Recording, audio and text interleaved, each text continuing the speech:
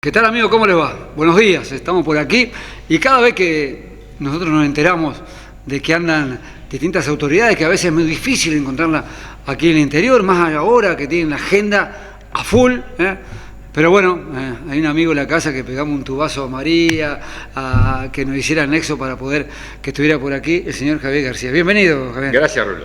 Encantado de estar acá en esta nueva sede. Gran estudio. Gran estudio. Has crecido. Hemos crecido y estamos contentos. Estamos contentos. Claro, de ello. Que no es fácil estar en un medio del interior. Pero bueno, decirle que desde marzo del 2020, o sea, una de las últimas gestiones, al 4 de marzo del 2024 fue ministro de Defensa Nacional y después de un tiempo, bueno, por la desaparición física del ministro del Interior, Jorge Larrañaga, estuvo también actuando por allí. Hoy senador de la República. Bienvenido, senador. Está en plena campaña, en plena carrera. A escaso, ¿hoy qué es? ¿8? 23 días. 23 días. 23 días. Que la gente estaba pregonando, que antes yo no lo veía, de que la gente vaya a votar. Sí. Que es un tema muy importante. ¿Cómo te vive todo esto, doctor? Bien, 23 días de una campaña que es un poco más fría que la campaña anterior, la del 2019, y eso tiene una razón para nosotros, ¿no? Y es que en la campaña anterior militábamos el cambio, y el cambio suele ser más fervoroso, uno sale, hay que sacar a estos, entonces el motor está pleno. La continuidad no tiene esa ansiedad electoral. ¿Qué es lo que está pasando ahora? La continuidad se genera porque hay conformidad, que no quiere decir que no haya cosas para resolver, pero no genera el fervor y la ansiedad electoral que genera el cambio. Por lo tanto, la campaña se traduce en más calma. Yo igual creo, el blanco es muy votador, que no va a ser muy diferente de la elección pasada. ¿Qué porcentaje espera? Bueno, en general el Partido Nacional votaba en torno del 45% de los votos. Y un dato que es relevante, el 60% en la elección pasada, ¿no? El 60% de los votos del Partido Nacional de octubre votó en la interna.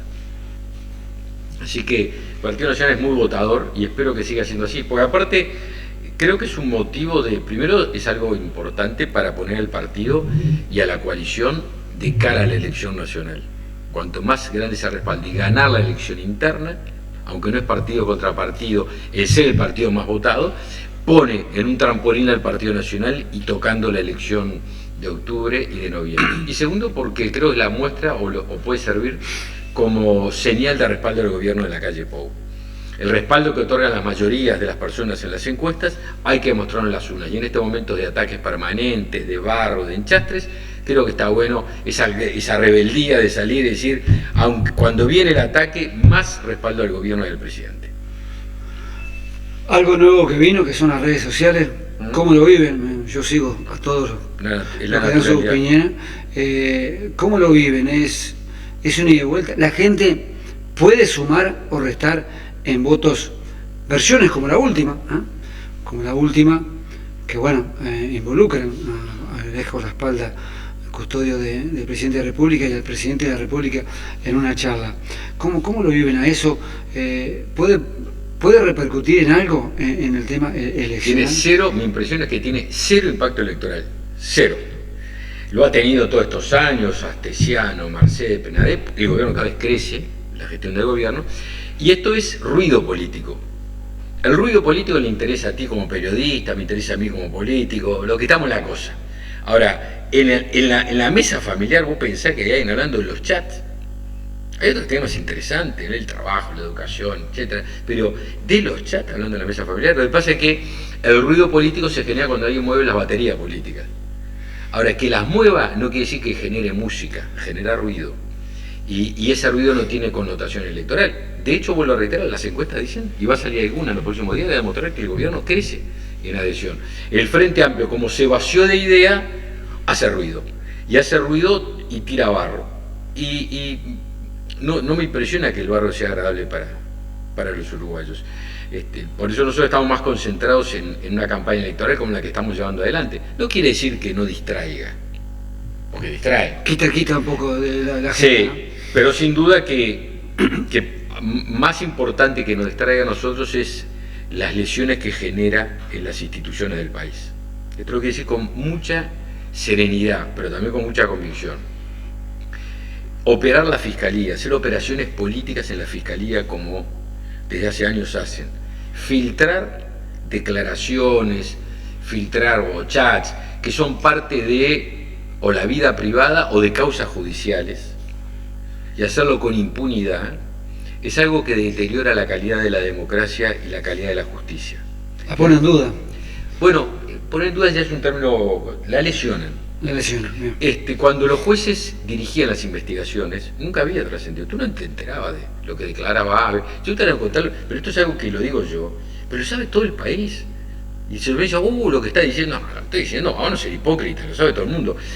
Hace un mes atrás, en una comisión del Senado, yo integro la Comisión de Seguridad, fue una persona, que era un diputado, a hacer una denuncia, y alguien propuso derivar en ese momento la versión telegráfica a la Fiscalía, y entre todos los senadores de todos los partidos oficiales, decidimos no enviarla, porque si la enviamos iba a filtrar inmediatamente, y queríamos escuchar al ministro antes. O sea, todos los partidos dijimos, no, si lo mandamos a la Fiscalía, esto está en las redes sociales mañana, y se pierde la sustancia, se pierden garantías, se pone en riesgo la seriedad de la investigación de esto, pero esto también los senadores del Frente Amplio estuvieron de acuerdo.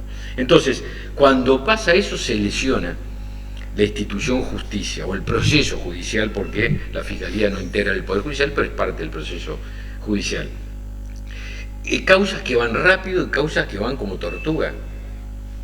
En el 2018, 19, por ahí se escapó Moravito, el principal narcotraficante uruguayo, que se pasaba de festichola completa en la cárcel de San José, en pleno centro de Montevideo. Se escapó un domingo de noche, se habían apagado las cámaras, raro, ¿no? Se habían apagado las cámaras, y se va tomando whisky. Hasta el día de hoy no sabemos nada. Nada. ¿Cómo le dicen? Lo un perejil, le sancionaron un perejil de quinta categoría, que después lo accionó. Pero los responsables políticos, las cámaras se apagan, se escapa el principal narcotraficante y no pasa nada. En Uruguay no pasa nada. Y son los principales responsables políticos lo que ahora el Frente Amplio nos plantea como los capos de la seguridad pública. Parece un chiste, de mal gusto. Entonces, esto que está sucediendo, vuelvo a reiterar, filtraciones, causas que van rápido, causas que cuando involucran a gobiernos del Frente Amplio van lento, o se cajonean, o a dirigentes del Frente Amplio van lentos, se cajonean.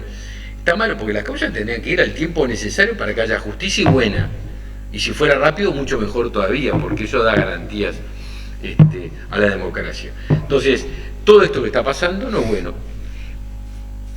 En algunos casos, algún abogado me ha dicho, mire, esto que pasó la otra vez de que se filtrara un chat de la bancada de senadores del Partido Nacional, que podía ser el chat de tu familia, no importa, de una causa no está en investigación, no hay nadie investigado, eso puede ser hasta un delito, porque es como violar correspondencia privada.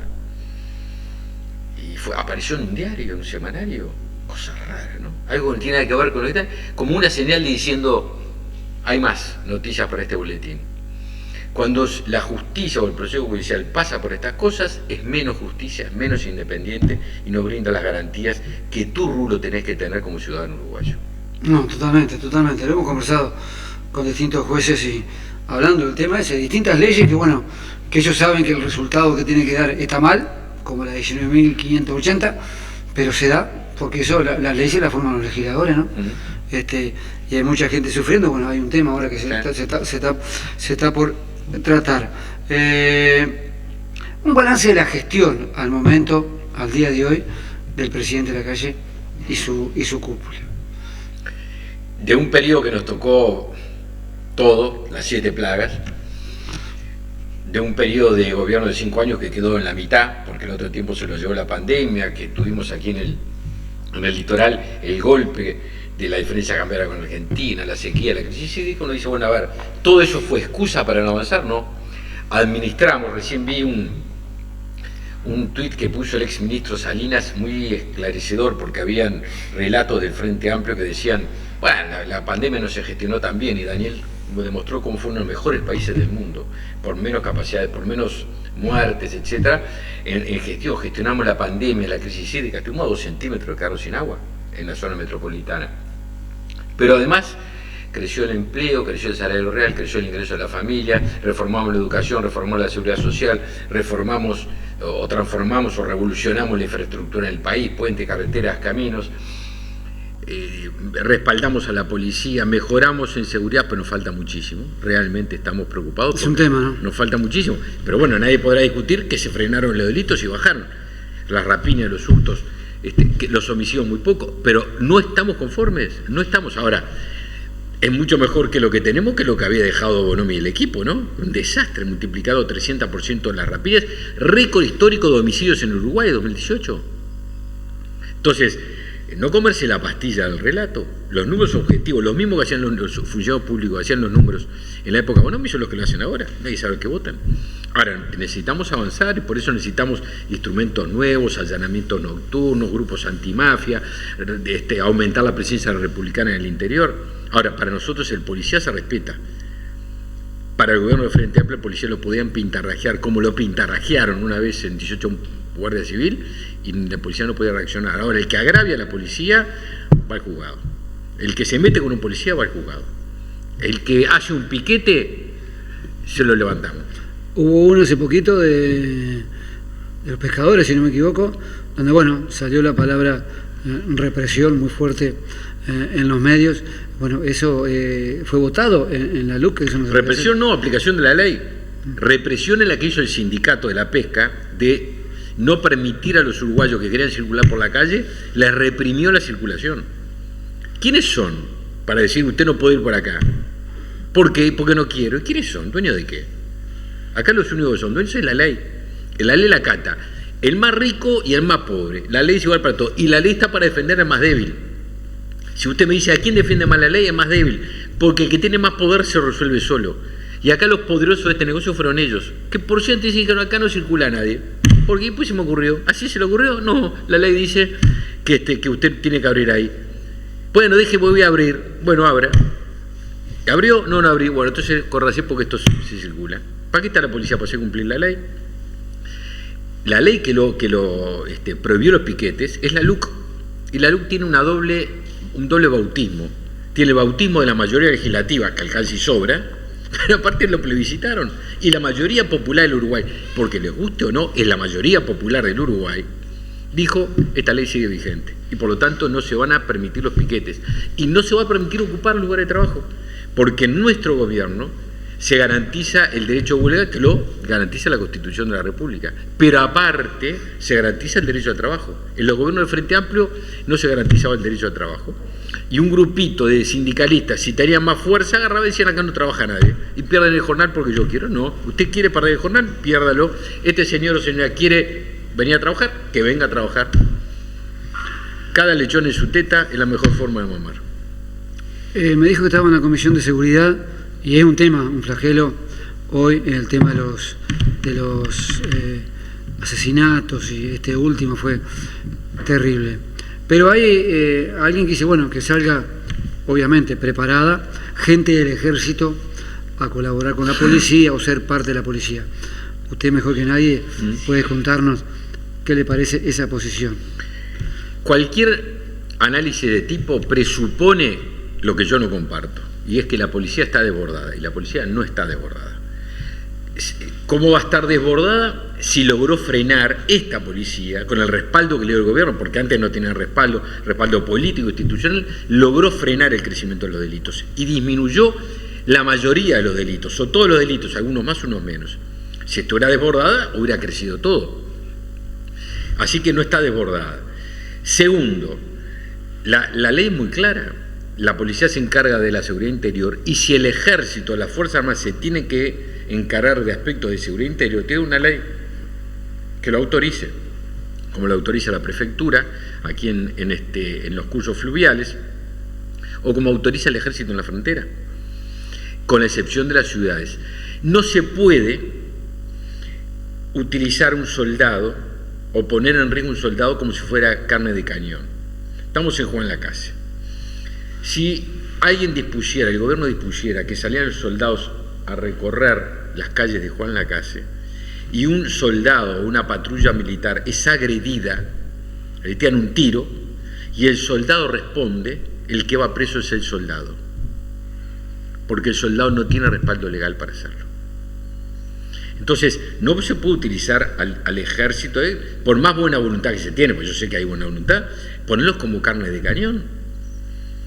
por un soldado desarmado. ¿Y qué nivel de disuasión es un soldado desarmado? El soldado es él con su arma, y su arma es un fusil. Y tira un fusilazo acá, un disparo de fusil en el medio de la calle, puede terminar a cualquier lado, ¿no? Y puede atravesar un auto y seguir de largo. Entonces me parece que este tipo de cosas hay que analizarlas con mucho más conocimiento. No quiere decir que en circunstancias puntuales y muy limitadas, usted no utilice en Dolores, cuando hubo el tornado, en el 2015, ¿cómo no? Creo que fue en abril, el presidente Vázquez ordenó al batallón de Mercedes que fuera a brindar seguridad a Dolores esa noche. Y estuvo bien el presidente Vázquez, estuvo bien. Hay una ley que lo autoriza, un artículo de la ley de defensa, que autoriza en circunstancias puntuales tomar decisión. Pero fue esa noche, ¿no? Y volvió para atrás. No lo permanente, lo puntual. Yo hubiera hecho lo mismo que hizo el doctor Vázquez. Yo respaldo lo que hizo en su momento, ¿no? Entonces, bien claro, ni la policía está desbordada, ni se requiere para las cosas que se necesitan avanzar esta presencia, salvo lo que hacen ahora con respaldo legal, en frontera, en cárcel, etc. Lo que requerimos es más policía republicana, más guardia republicana, que es la policía militarizada, que tiene los protocolos, la ley de la policía, pero tiene un armamento reforzado y una presencia más militar, digamos. Y eso es lo que el programa de Uruguay para Adelante, que lidera Álvaro Delgado, plantea. Grupos antimafias, mejorar la inteligencia, los allanamientos nocturnos, extender la presencia de la republicana en los lugares, en algunos puntos del país, en fin, dar otro esquema para circunstancias nuevas que fueron apareciendo. ¿Hay intenciones de hacer una republicana o dos republicanas? Sí, una en Rivera y otra en el departamento de Colonia. Hay intención. Hay intención. Sí, después tiene que haber el presupuesto como va a haber que respalde esa posibilidad. Todo se precisa plata. Obvio. Todo se precisa.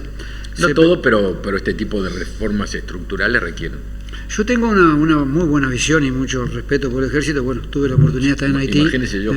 Estuve en Haití y los vi trabajar profesionalmente y gente muy querida por allá, pero bueno, como dice usted, en un pueblo distinto andar sin arma, no quiere decir que andemos los tiros todo el día, pero está en momentos complicados. Puerto Príncipe en Haití, sí, señor, o Goma en el Congo no es lo que es Juan Lacase o Montevideo, pero aparte allí hay una legislación que lo permite, hay una legislación de Naciones Unidas que permite actuar.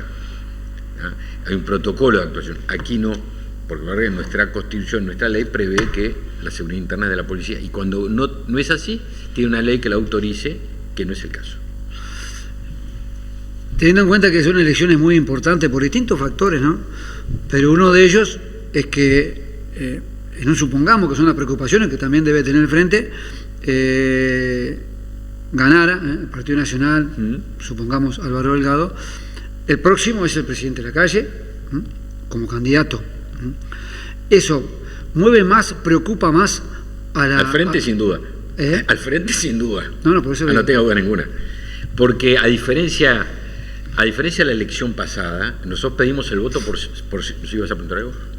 ¿Ibas a decir algo? ¿Te corté? No. Que en el periodo pasado, nosotros en la elección pasada pedimos el voto por 5 años, pero ahora la realidad cambia. Lo sabemos nosotros y lo saben los otros, porque pedimos el voto para el 20 al 25, ahora estamos pidiendo el voto para Álvaro Delgado y el Partido Nacional y la coalición, que para nosotros es muy importante.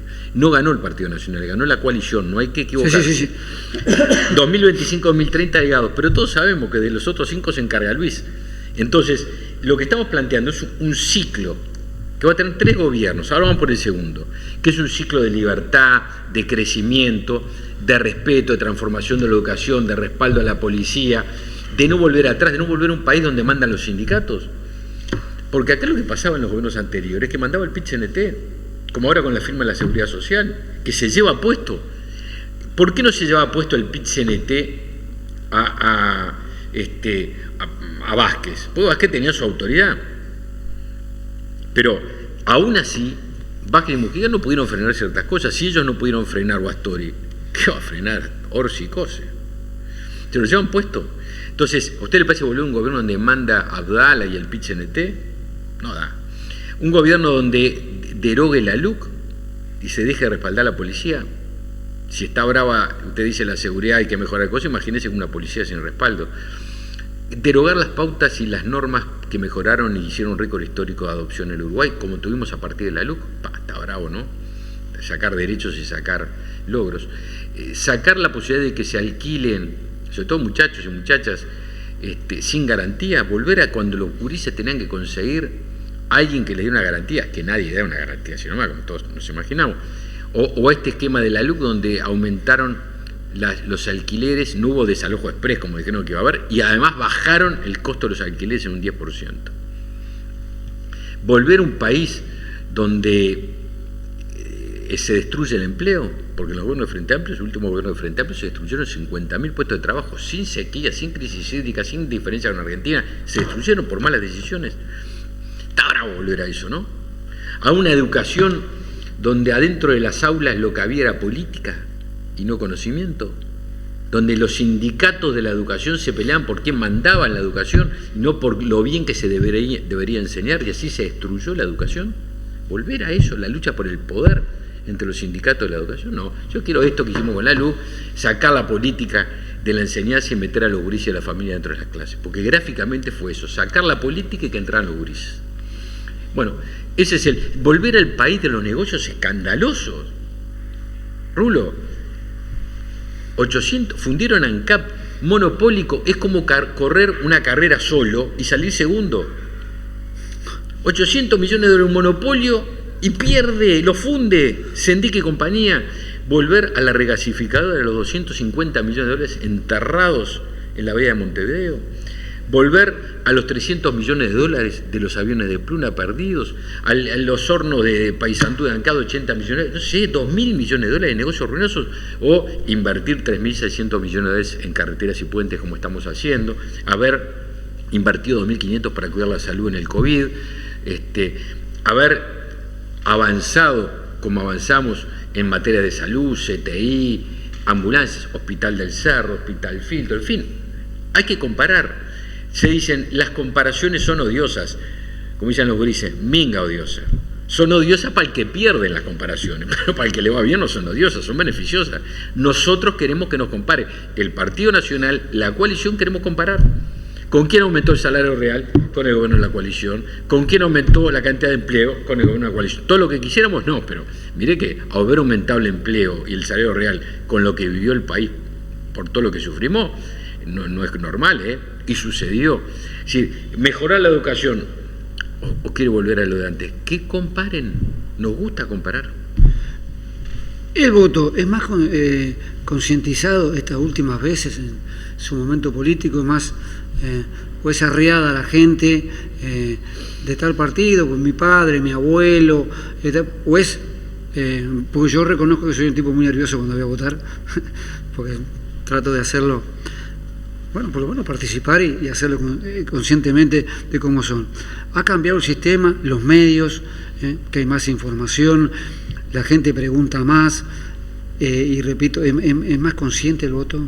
El voto siempre fue consciente. ¿Siempre? Wilson decía, no, acá yo me formé con Wilson. Wilson tiene una hermosa frase, decía, la gente es mucho más inteligente que todos los dirigentes políticos juntos. A la gente no se la agarra así.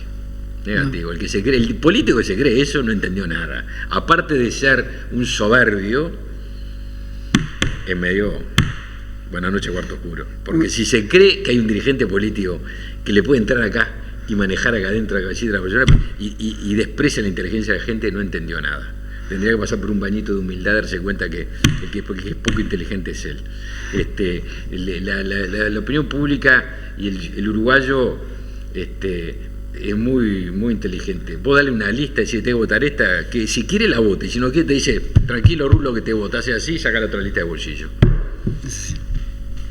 Es así. ¿Ley de medios? Ley de medios está en plena debate, está en proceso, va a haber un stand-by hasta la elección interna. Esta ley que votamos en el Senado es enormemente mejor. Avanzamos que la del periodo anterior. Tiene ahí un artículo que es el que ha sido motivo de litigio, que a mí, sinceramente, no me gusta. Yo no estaba, a mí me cuesta hablar de esto porque yo no estaba, yo estaba de gira, entonces había un suplente mío, Pero es un artículo que me parece que no está bueno. Sí, tiene una línea que media... Que no está bueno, que puede entenderse como una... Cuando una ley ordena algo, pero no hay una sanción por incumplirlo, mejor que no esté. Pero aparte, cuando establece cosas que pueden estar muy cercanas a la censura o pueden generar autocensura, mejor que no esté. Porque ¿cómo se mide que haya una información equilibrada? ¿Quién determina lo que es equilibrio o no es equilibrio? Que es lo más... ¿Cómo se mide? Entonces de repente, como no le dicen cómo tiene que ser, usted dice, no, a mí me parece que es así, pero será, no será, mejor no hago esto, mejor hago aquello. Mejor, Rulo, que tú entrevistes como te parezca, pregunta lo que quieras, que va a ser siempre mucho mejor tu libertad que cualquier imposición que pueda significar limitarla. Sí, puesto en el contexto que se puso, como desvirtuó un poco el tema de esta ley. Pero va a haber, lo que yo te voy a decir, Rulo, va a haber ley de medios. Va a haber esta ley de medios que es buena, que mejora sustantivamente y quizás tengamos que resolver ese tema del artículo. Lo mejor... está por venir, como decía Larrañaga. Y el que tiene esperanza es así. El que tiene esperanza... ¿Cómo no va a tenerla? Es así. Como decía aquel, no va a venir otra pandemia ahora, la barajamos todas. Aparte, la pandemia eligió bien que tenga que estar en el gobierno, ¿no? Porque yo me imagino esta pandemia dirigida por el Frente Amplio. No estamos acá charlando. ¿Se complicaba? ¿Te imaginas? Esta pandemia, como estaban caceroleando porque querían que cerráramos a la gente. Vos te hubieras quedado sin laburo. Entre otros, vos te hubieras quedado sin laburo. No tenías a quién entrevistar, no tenías forma de moverte, te encerraban en tu casa. ¿Cómo mantenías a tu hogar? Eso es lo que proponía el Frente Amplio. Te paso llave y tiro la llave. Y venís cuando esto se termine. Qué desastre hubiera sido, ¿no? Por eso, por algo es que en momentos difíciles que ha tenido el país siempre le ha tocado un gobierno del Partido Nacional, la mayoría de las veces. Sí, no, aparte yo les cuento a mis nietos, tengo 8, de que en un tiempo no muy lejano la gente va a decir, ¿te acordás que ya ve la pandemia? Que no tuvieron que retarnos y que nada, y que el pueblo uruguayo, porque esto en general, el pueblo uruguayo tomó conciencia de lo que estaba pasando y simplemente siguió los consejos. Estamos acá en Juan Lacase Colonia, tenemos ahí enfrente a Argentina, río por medio. Somos la misma materia prima con distintas manos de obra, vamos a entendernos, el argentino, el uruguayo, ¿no? Ahora, si uno compara, ese río, nuestro río, generó un cambio, es una frontera muy importante, porque ante el mismo problema, Uruguay tuvo una administración, una gestión de la pandemia con libertad, que mantuvo la economía funcionando y que permitió que haya crecido después inmediatamente el empleo, el comercio, que se recuperara la economía y que tú no te quedaras sin laburo, y del otro lado encerraron a la gente, 50% de pobreza, desempleo brutal, y bueno, el gobierno, desastre.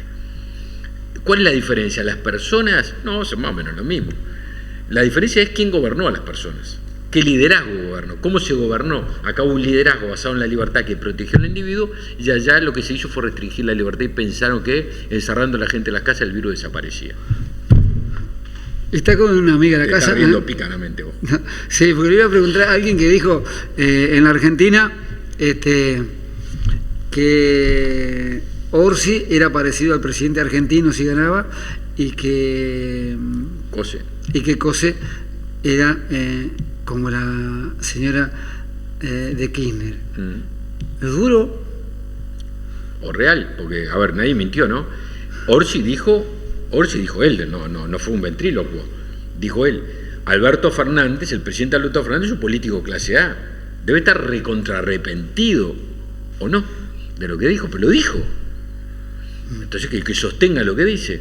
Bueno, la semana pasada dijo que el Uruguay se caía a pedazos y anteayer dijo que la economía estaba bien. Lo que pasa es que por sí está difícil de entender, ¿no? Si no, entendamos que para la gente que más o menos escucha, decir, este muchacho está bravo entenderlo. Y a Cose le preguntaron, dígame algo bueno que del Uruguay. Nada. ¿Sí que no le parece bueno que se haya recuperado el empleo? ¿No es una buena cosa del gobierno? De esto de cualquiera, ¿no? Usted quiere un país donde disminuya el empleo, no que aumente, porque no, creo que aumentó, bueno, entonces le habrá parecido bueno, o que haya crecido el salario real, o que haya mayores adopciones. ¿No le parece bueno que haya más adopciones en el Uruguay, señora Cose? Entonces, cada cual elige el camino que quiere. Lo que dice uno, lo que dice otro, lo eligen ellos. Cose dijo, acuérdense en la sequía, no tome agua de la canilla, señora embarazada, porque le van a salir bebés de 2 cabezas, malformados y cosas. Una barbaridad. Cosas con las cuales no se juega. Con ese grado de frivolidad política y de mentira política, no se puede aspirar a representar a la gente. Usted no puede decirle en una circunstancia grave de la vida del país, y se lo decimos de un partido que nos tocó dar noticias malas, o no eran todas buenas, nos tocaba decir todas las noches a Álvaro, que salía prácticamente todas las noches, presidente, mire, hoy fallecieron tantas personas. Eso es duro, está duro, pero no escondimos nunca, ninguna noticia mala se escondió. El primer fallecido en Uruguay era un amigo nuestro, fue el ministro de Defensa del gobierno del Partido Nacional. Y no se escondió nada, se dio la cara, se informó. Ahora, que venga una candidata quien pretende y diga no tome agua, señora embarazada, porque mire que esta agua van a ser malformados su hijo. Está bravo hacer política así, ¿no? Por eso la gente es más inteligente que todos los dirigentes políticos juntos. Bueno, y a nivel departamental, de acá del departamento de Colonia, con la señora María Lima. Hoy estamos recorriendo con María. Yo le decía a otros colegas tuyos, ¿no? Que yo sé que muchas veces en lo local se mira estrictamente lo local, y está bien, es una forma, hay como una tradición en el Uruguay de separar linealmente los gobiernos de cercanía, los municipios, los gobiernos departamentales. Es decir, esto es bien diferente a lo nacional. Eso es una visión de un mundo y un país de otra época. El Uruguay del siglo XXI es un Uruguay que, si el mundo está globalizado, el Uruguay tiene que estar interconectado, comunicado, donde las políticas nacionales que toma el gobierno nacional y las políticas departamentales son vitales para que una y otra sean efectivas. La bajada a tierra, te doy un ejemplo, los jornales solidarios, en plena pandemia, ¿no? Que todos los gobiernos departamentales tuvieron, María trabajó también en ello. Fue una decisión que surgió de un gobierno departamental, el intendente Antía, que se lo sugirió al gobierno nacional, el gobierno nacional le pareció bueno, lo hizo y trabajó con los gobiernos departamentales. ¿Cuál es el fenómeno general? El impacto de la pandemia en el trabajo, el desempleo. ¿Qué hizo el gobierno nacional? Tenemos que ayudar. ¿Con quién? Con las intendencias, con las alcaldías. Conexión. Entonces, la transformación de la educación. Es decir, hoy un muchacho o una muchacha puede estudiar desde su casa sin moverse de su pueblo, porque la oferta educativa a distancia es muy grande en lo nacional y en lo internacional. Claro, los gobiernos departamentales tienen que trabajar para que haya mayor conectividad y que eso pueda ser posible, y el gobierno nacional tiene que poner, digámoslo gráficamente, antenas, por decirlo gráficamente, y acelerar, y fibra óptica. Entonces, el caso de María, que tiene una gestión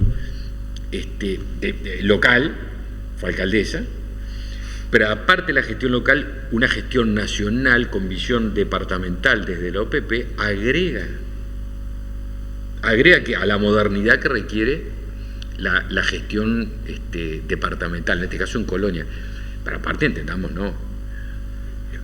Colonia es una metrópoli de las más importantes del Uruguay, que tiene una realidad, no quiero despreciar a nadie, no estoy bajándole la jerarquía a nadie, pero nadie puede dudar que Colonia, con su mercado enfrente de más de 20 millones de ciudadanos argentinos, provincianos, porteños, con el puerto, con el río, con los aeropuertos, sobre todo el aeropuerto de Carmelo, que está en el sistema, el aeropuerto de Colonia, que hay que trabajar en algunas circunstancias, con la producción, con todo lo que significa la industria del turismo, con las industrias que confluyen en la industria del turismo, la gastronomía, las bodegas, etcétera. En fin, la producción tradicional, ¿no? La agrícola ganadera. Es un departamento pesado, ¿no? Pesado. El mejor del país. Claro. ¿Cómo está? Lo dicen todos los políticos, así que lo decimos nosotros también. Colonia, el mejor departamento. Pero por eso te digo, entonces, esto que requiere tener, requiere no quedarse en la visión local. Hay que tener el pie en el territorio local y la cabeza puesta en el mundo y en el país. Y hay un tema, ya estaríamos hasta mañana. Hay un tema que llevamos unos cuantos minutos, 40 minutos. Qué flagelo mundial. ¿Sí? Qué flagelo del país. Qué flagelo de nuestros pueblos. Que es la droga. Nosotros, a cada uno que viene aquí, le preguntamos, pues ya sabe la historia como nosotros, cómo está el país en el tema qué propuesta hay, qué se puede hacer para combatirla, por lo menos para pelearla. Combatirla a cero es difícil. El tema de las adicciones es un tema que nadie puede decir que no esté cerca de él. Yo creo que no hay casa donde no haya o un familiar, o un amigo, o un conocido que no haya caído en la adicción. El problema no es el adicto hay que ayudarlo. El problema es el delincuente que lucra con la salud del adicto, que generalmente no toca la droga, no se mancha los dedos, pero tiene el aroma al dólar en sus dedos, y que el aroma al dólar lo saca de la adicción del muchacho, la muchacha, la persona de la edad que sea. Entonces, ¿qué hicimos en este gobierno? Por primera vez hay una partida presupuestal que el presidente de la calle Pou incluyó directamente, fue la primera vez en la historia que sucede, para el tratamiento de la rehabilitación de adicciones y las patologías mentales. Cuando nosotros asumimos el gobierno, no llegaban a 30 camas para rehabilitación de patologías vinculadas hasta las patologías mentales, a la salud mental y adicciones. Se va a terminar este periodo con 257 camas. Todas las que se necesitan seguramente no, pero 10 veces más es mejor que 10 veces menos de camas. Con un despliegue territorial que no es el que desearíamos idealmente, pero hay una descentralización. Empezó una descentralización en el tratamiento de adicciones y de salud mental. Hay una partida, hay una voluntad política y una decisión. Eso en el tratamiento de aquel que hay que estar al lado de él para ayudarlo, para ser solidarios, no en el afecto a distancia, solidarios en vení que te quiero ayudar. Pero después hay que ser durísimo con los delincuentes, con los mafiosos, que lo son todos, que se dedican a lucrar con la vida de esta barra, de estos muchachos y muchachas que, como vuelvo a decir, conocidos nuestros, Sí. Cuando no, familiares, amigos, etc. Entonces, aquí nosotros estamos dispuestos a dar una batalla bien fuerte, como la estamos haciendo contra el narcotráfico. En este periodo de 4 años, a pesar de los 2 años de pandemia, fue el periodo de mayor incautación de droga en el Uruguay. ¿Nos falta? No falta. Pero vamos por ellos con nuevos elementos, con el allanamiento nocturno, con los escáneres que van a llegar al Uruguay en pocas semanas, es decir, con una serie de circunstancias que nos permitan enfrentarlo. Siempre va a faltar, porque bueno, este es un tema, es la peor amenaza a la democracia en Uruguay y a las instituciones en Uruguay y en la región, en el mundo, es el narcotráfico. ¿Escucharon? Muchas gracias, Javier. Muchas gracias. La suerte de ustedes, la suerte de Ciudadano Común y Corriente. Muchas gracias. Que tengan buen tino. Y aquí, con Susana, recibimos al senador Javier García.